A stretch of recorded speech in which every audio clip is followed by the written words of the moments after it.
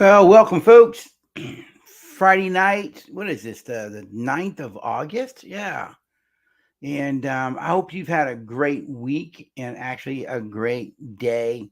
I hope your weekend is actually going to be relaxing and a lot of fun for you.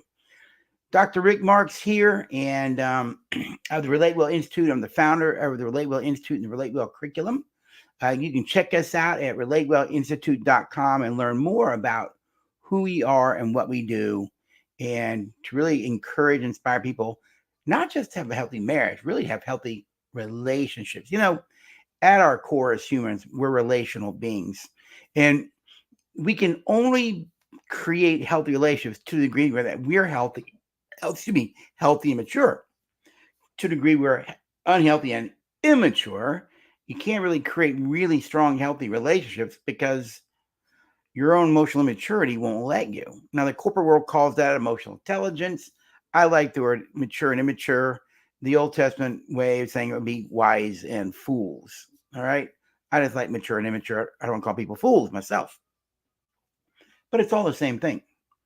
All right. So you can learn more about us at relatewellinstitute.com. We offer a lot of services there, and you can get our online curriculum, the online core curriculum, Relate Well, as well there. It's linked for you there. And we actually have a lot of books that you can purchase, a lot of ebooks that you can purchase as well.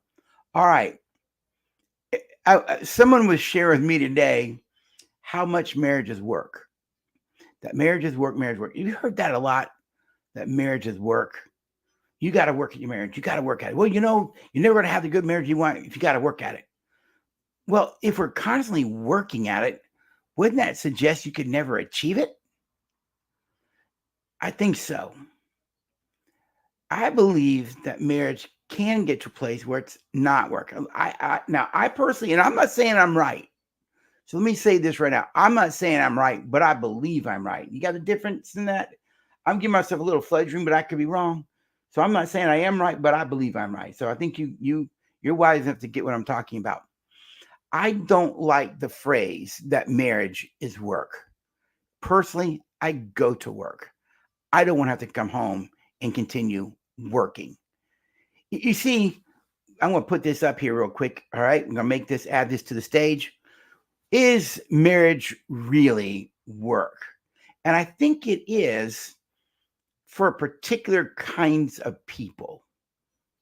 Now, I don't like it when people say marriage work because I'm going to be honest with you, in my personal opinion, and I think my wife would vouch that she would agree with this. I don't think we work at our marriage anymore. We had to in the early days, and there were times we had to work in it. But I would argue at 40 years of marriage, we don't work at marriage. We just live in the beauty of it. Did you get that? We just live in the beauty of our marriage. You see, marriages work for certain kinds of people, in my personal opinion. So, who are these people? Well, let's go ahead and look at them. Marriages work for immature people. You can be chronologically an adult, but emotionally an infant, a child, an adolescent. One of the things we talk about and relate well is we clearly define what is an infantile adult, what is a childish adult, and what is an adolescent adult, but what is a mature adult? All right. We clearly delineate the different ones. When I got married 40 years ago, even though I was in my early 20s, emotionally, I was a child. Why? Well, my parents weren't healthy, mature adults emotionally. And because they weren't mature adults, they couldn't raise mature adults because you can't raise your kids to be something that you're not because you can't give what you don't possess. And immature people, when it comes to conflict, don't have the ability to think beyond themselves to a relationship. You see, they don't. That's my bride calling me there. They're not able to think beyond themselves to the relationship because immature people in conflict think about themselves. In our work and relate well, we believe strongly the most important part of marriage is not the spouse, it's us. When us wins, you both win. When us loses, you both lose. Research is clear that emotionally mature adults in conflict actually turn to compassion to solve problems. And because they turn to compassion to solve problems, they cooperate. Where immature adults argue out of their animal brain, this reptile brain, fight, flight, or freeze. And they harm each other, but more importantly, they harm us. So immature people cannot create a healthy relationship. So they have to always work at it. I think another one is just that person who's just selfish. We say it this way: marriage is giving up the I for the we. If you don't want to be a we and you want to be an I, don't get married. Your divorce waiting to happen, or at least you're always going to be working at it. Because marriage is learning to live for something beyond yourself, the relationship, the us, which means you live for your partner and for us. But selfish people don't, because what they care about is themselves. And so the selfish person is always going to be working at marriage. Why? Their selfishness gets in the way, so they're going to have to work. I think a third type of person that marriages work for are the people who want control, who need power, domestic violence, people who are insecure, so they want control. You know, one of the great gifts you give yourself in life is to give up the need for control. The Serenity Prayer is really helpful here. God, grant me the serenity, which means peace. Give me peace to accept the things I cannot change, the courage to change the things I can. That's limited control. You see, in this world, we really can't control much. There's very few things we can control. And the rest of that says, and the wisdom to know the difference. Wisdom lets you know what you can control and can't control. Immature people live in that wisdom. But people who need control, they try and control things that aren't theirs to control. And it's going to take a lot of work on a marriage when you just need to have control. I think another group of people that marriages work for is the codependent person. The person needs to fix others. They have such low self-esteem and low self-worth. They don't believe in themselves, and their sense of value and worth is tied to their spouse. And typically you see this in addictive relationships. The codependent needs the addict acting out so they can fix them, so they can feel better about themselves. And because of that, you don't have healthy self-esteem, self-worth yourself, you're going to find marriage work as a lot, because in a sense, codependent people can become controlling. They become manipulative. Well, you don't have to work at your marriage. Another group that's going to find marriage work is the addict. People with any form of addiction, have one thing in common.